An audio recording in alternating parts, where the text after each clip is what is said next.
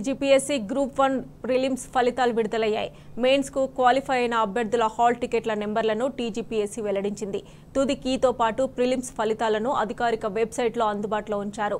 1:50 ప్రకారమే group 1 mains కు అభ్యర్థుల ఎంపిక చేసింది. అక్టోబర్ 21 నుంచి 27 వరకు గ్రూప్ 1 మెయిన్స్ పరీక్షలు జరగనున్నాయి.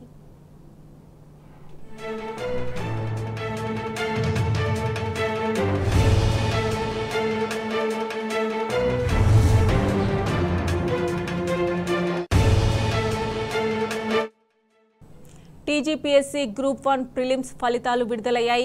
మెయిన్స్ కు క్వాలిఫై అయిన అభ్యర్థుల హాల్ టికెట్ల నెంబర్లను టీజీపీఎస్సీ వెల్లడించింది.